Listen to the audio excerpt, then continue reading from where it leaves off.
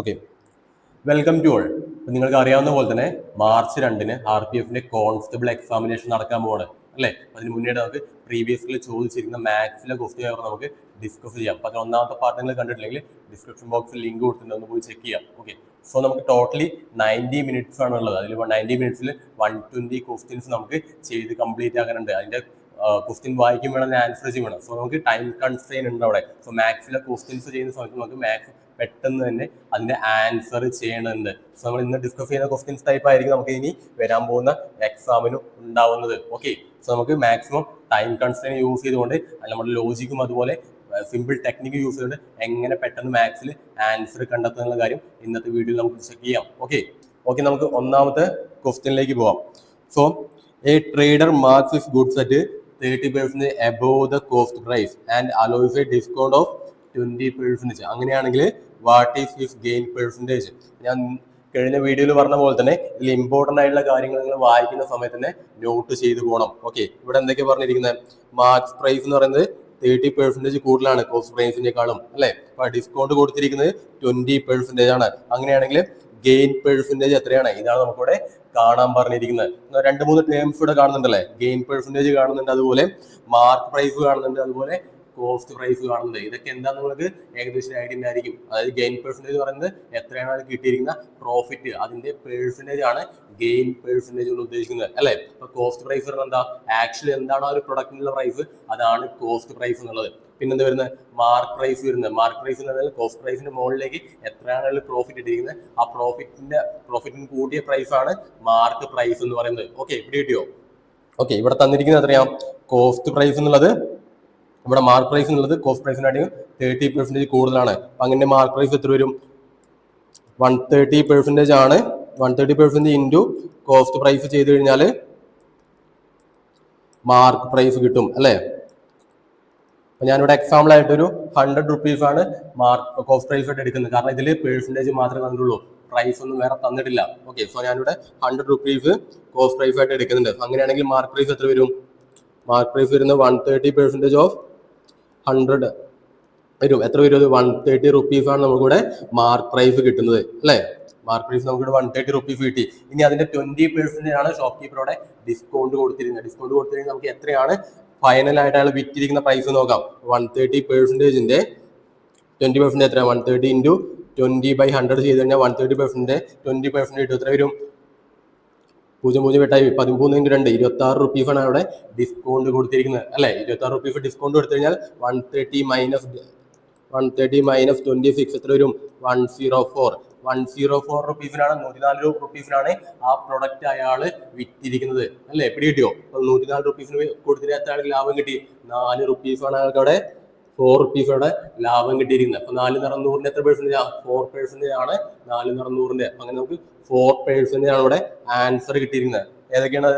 A എന്നുള്ള 2 ആണ്, B എന്നുള്ള 4 ആണ്, സി എന്നുള്ള 5 ആണ്, ഡി എന്നുള്ള 6 ആണ്. ഇവിടെ ആൻസർ വരുന്നത് ബി = 4 ആണ്. കിട്ടിയോ? നമുക്ക് സിമ്പിൾ ആയിട്ട് ജസ്റ്റ് നമ്മളൊരു സിമ്പിൾ ഒരു കാൽക്കുലേഷൻ വെച്ചുകൊണ്ട് നമുക്ക് ഇതിന്റെ ആൻസർ കിട്ടും. ഓക്കെ, ഒരുപാട് ടൈം ഒന്നും എടുക്കേണ്ട ആവശ്യം വരുന്നില്ല.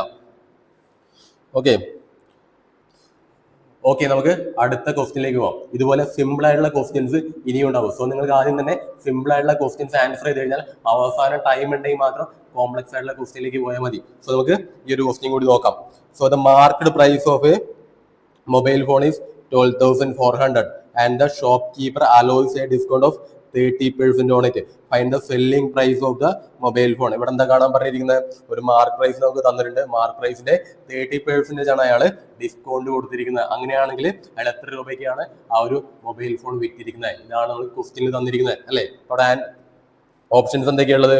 8,650 ഓപ്ഷൻ എ ഉണ്ട്, 10,400 ഓപ്ഷൻ ബി ഉണ്ട്, 8,860 ഓപ്ഷൻ സി ഉണ്ട്, 9,020 ഓപ്ഷൻ ഡി ഉണ്ട്. ഇപ്പൊ ഏതാന്നുള്ള കാര്യം നമുക്ക് പെട്ടെന്ന് ഐഡന്റിഫൈ ചെയ്യാം.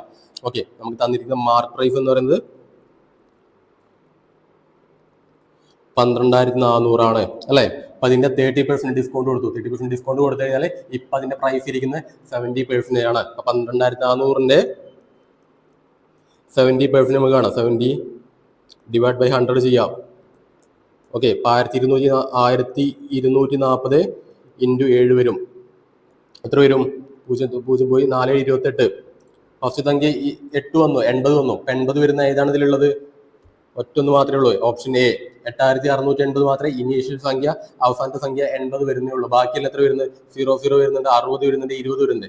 ഇങ്ങനെ നമുക്ക് ഓപ്ഷൻ എലിമിനേറ്റ് ചെയ്തുകൊണ്ട്, അതായത് ആൻസർ കംപ്ലീറ്റ് കാണണമെന്നില്ല, നമുക്ക് ബാക്കിയുള്ള ഓപ്ഷൻസ് നോക്കിക്കൊണ്ട് തന്നെ നമുക്ക് ആൻസർ പെട്ടെന്ന് കണ്ടെത്താം. സിമ്പിൾ ആയിട്ട് ഞാനിപ്പോൾ ഇവിടെ അവസാനത്തെ 2 ഡിജിറ്റ് മാത്രം നോക്കിക്കൊണ്ട് തന്നെ ഓപ്ഷൻസ് ഇവിടെ കണ്ടെത്തിയിട്ടുണ്ട്. ഓപ്ഷൻ എ ആണ് നമുക്ക് ആൻസർ വരുന്നത്. സോ നിങ്ങൾ മാക്സിമം ടൈം കൺസ്ട്രെയിൻ ചെയ്തുകൊണ്ട് അത് ഇവിടെ കംപ്ലീറ്റ് മൾട്ടിപ്ലിക്കേഷൻ പോകേണ്ട ആവശ്യമില്ല. അവസാനത്തെ 2 ഡിജിറ്റ് കണ്ടപ്പോൾ തന്നെ നമുക്ക് മനസ്സിലായി ഓപ്ഷൻ എ ആണ് ആൻസർ എന്നുള്ളത്. Okay, video okay. അടുത്ത ക്വസ്റ്റിന് വളരെ സിമ്പിൾ ആയിട്ട് നിങ്ങൾ ആൻസർ എഴുതാവുന്നതാണ്. അതായത് ഇവിടെ റേഷ്യോ തമ്മിലുള്ള റിലേഷൻഷിപ്പ് ആണ് ചോദിച്ചിരിക്കുന്നത്. So if A is to B equal to 4:5 ആണെങ്കിൽ B is to C equal to 3:8 ആണെങ്കിൽ find A is to C ആണ് ഇവിടെ കാണാൻ പറഞ്ഞിരിക്കുന്നത്. എങ്ങനെയാന്നുള്ള കാര്യം ചെക്ക് ചെയ്യാം. സോ എ ബൈ ബി എന്ന് പറയുന്നത് എത്രയാ? 4/5 തന്നിട്ടുണ്ട്. അതുപോലെ ബി ബൈ സി എത്രയാ? 3/8 തന്നിട്ടുണ്ട്. നമ്മളോട് കാണാൻ പറഞ്ഞിരിക്കുന്ന എ ബൈ സി ആണ് ഇവിടെ കാണാൻ പറഞ്ഞിരിക്കുന്നത്, അല്ലേ? നിങ്ങൾ ഈ റിലേഷൻഷിപ്പ് നോക്കിക്കഴിഞ്ഞാൽ ഇവിടെ മനസ്സിലാവുന്നത് എ എന്നുള്ള റിലേഷൻ നമുക്ക് ഇവിടുന്ന് എ ഇൻ ടൈംസ് ഓഫ് ബിയിലേക്ക് ഇവിടെ മാറ്റി എഴുതാൻ പറ്റും. അതുപോലെ സീനെ നമുക്ക് ഇവിടെ എന്താ ചെയ്യും? ഇൻ ടൈംസ് ഓഫ് ബിയിൽ മാറ്റി എഴുതാൻ പറ്റും. അങ്ങനെ മാറ്റി എഴുതിക്കാൻ എന്ത് പറ്റും? എ ബൈ സി ചെയ്യുന്ന സമയത്ത് ബിയും കട്ടായി പോയിട്ട് നമുക്കൊരു ഫൈനൽ ഔട്ട്പുട്ട് കിട്ടും, അല്ലേ? അപ്പം അങ്ങനെ എന്നുള്ള കാര്യം നോക്കാം. സോ എ എന്നുള്ളത് എന്താണ്? എ എന്നുള്ളത് ബിനെ ഇങ്ങോട്ട് മൾട്ടിപ്ലൈ ചെയ്തു.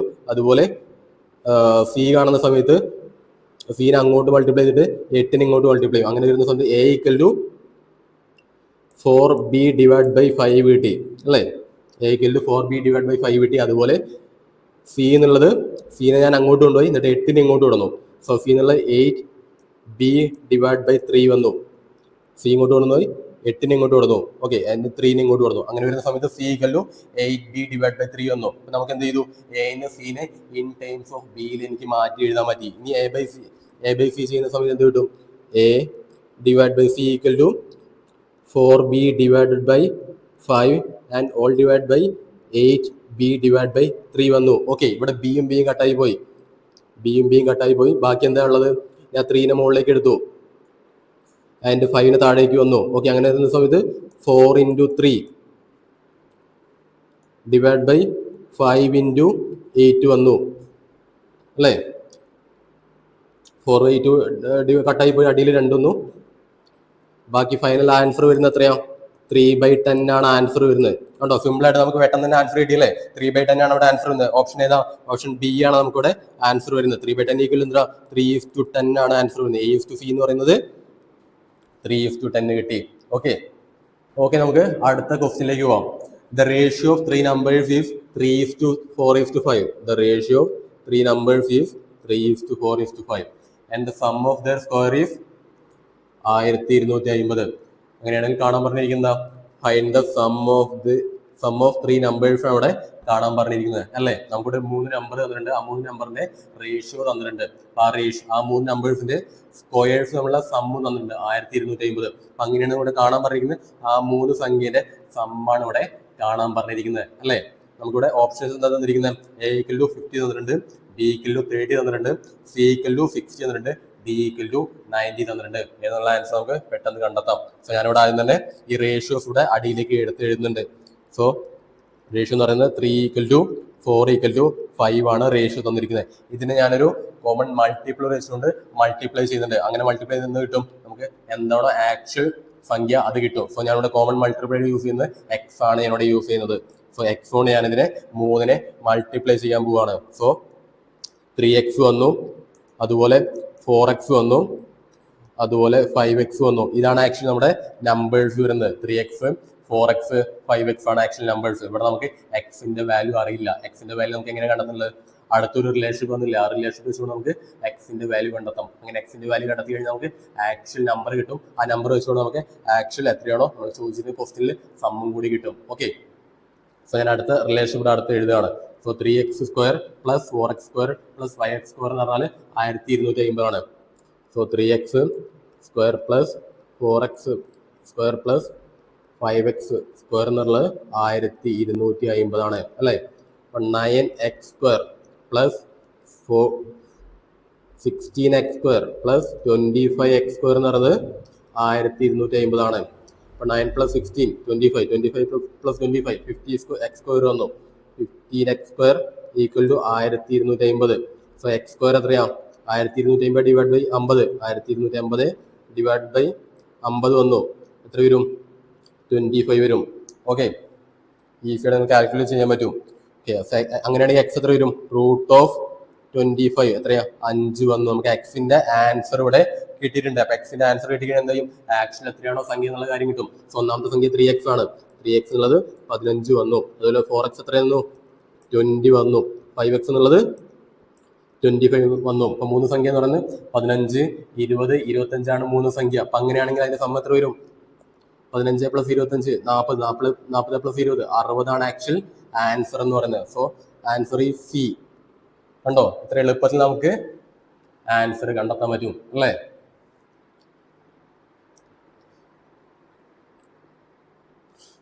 ഓക്കെ, ഇങ്ങനെ ലോജിക്ക് നിങ്ങൾക്ക് കിട്ടുന്നില്ലെങ്കിൽ, അത് ഇങ്ങനെ എക്സും കാര്യങ്ങളൊക്കെ എടുത്ത് ചെയ്യാൻ പറ്റുന്നെങ്കിൽ ജസ്റ്റ് നിങ്ങളെ ലോജിക്ക് യൂസ് ചെയ്യാം. കാരണം മൂന്ന് സംഖ്യയുടെ സ്ക്വയർ തന്നിരിക്കുന്നത് 1250 ആണ്. സം ഓഫ് സ്ക്വയർ എന്നുള്ളത് 1250 തന്നിട്ടുണ്ട്. ഓക്കെ, അത് നമ്മളെ റേഷ്യോസ് തന്നിരിക്കുന്നത് 3:4:5 തമ്മിലുള്ള റേഷ്യോ തന്നിരിക്കുന്നത്. സോ ഒരു വലിയൊരു സംഖ്യയുണ്ട്, അതിന്റെ തൊട്ട് താഴെയുള്ള സംഖ്യയുണ്ട്, അതിന് തൊട്ട് താഴെയുള്ള ഒരു സംഖ്യയുണ്ട്. അപ്പൊ അതിന്റെ സ്ക്വയർസും അങ്ങനെ തന്നെ ആയിരിക്കും. ഒരു വലിയ സംഖ്യ ഉണ്ടായിരിക്കും, അതിന്റെ തൊട്ട് താഴെയുള്ള സംഖ്യ ഉണ്ടായിരിക്കും, അതിന് തൊട്ട് താഴെയുള്ള സംഖ്യ ഉണ്ടായിരിക്കും. അപ്പൊ അങ്ങനെ 1250 നമുക്ക് 3 ഡിവൈഡ് ചെയ്യാം. അപ്പൊ ഞാനിവിടെ ഡിവൈഡ് ചെയ്യുന്നത് ഒന്ന് 600 ഡിവൈഡ് ചെയ്യുന്നുണ്ട്, അതുപോലെ 400 ഡിവൈഡ് ചെയ്യുന്നുണ്ട്, അതുപോലെ ബാക്കി എന്ത് വരുന്നത് 250 ഡിവൈഡ് ചെയ്യുന്നുണ്ട്. ഓക്കെ, ഞാനൊരു അറൗണ്ട് വാല്യൂസ് എടുത്താണ് നമുക്ക് പെട്ടെന്ന് ഒരു ആൻസർ കിട്ടാൻ വേണ്ടിയിട്ട്. ഞാൻ ആക്ച്വൽ സ്ക്വയറിലേക്ക് അല്ലേ പോകുന്നത്, അറൗണ്ട് ഒരു വാല്യൂസ് എടുത്താണ്. സോ 600 തൊട്ടടുത്ത് വരുന്ന സംഖ്യ ഏതാ? സ്ക്വയർ വാല്യൂ ഏതാ? 25 സ്ക്വയർ എത്ര? 625 വരുന്നുണ്ട് അല്ലേ? അപ്പൊ 400 തൊട്ടടുത്തുള്ള സംഖ്യ ഏതാ? സ്ക്വയർ വാല്യൂ ഏതാ? 20 സ്ക്വയർ വാല്യൂ വരുന്നുണ്ട്, 400 തന്നെ. 250 തൊട്ടടുത്തുള്ള സ്ക്വയർ വാല്യൂ ഏതാ? 225, 15 സ്ക്വയർ വാല്യൂ അല്ലേ? സോ നമുക്ക് ടോട്ടൽ വരുന്ന ആൻസർ എത്രയാ? 1250 വരുന്നുണ്ട്. സോ ഇങ്ങനെ നമുക്ക് ഇതിന്റെ ആൻസർ കണ്ടെത്താൻ പറ്റും. അങ്ങനെ ഇതൊരു സിമ്പിൾ മെത്തേഡാണ്. നമുക്ക് ലോജിക് ഉണ്ടെങ്കിൽ പെട്ടെന്ന് തന്നെ ഇങ്ങനെ ഒരു ആൻസർ കിട്ടും. സോ 25 വന്നു, അതുപോലെ 20 വന്നു, അതുപോലെ 15 വന്നു അല്ലേ? ഇങ്ങനെ നമുക്ക് ഇതിന്റെ ആൻസർ കണ്ടെത്താം.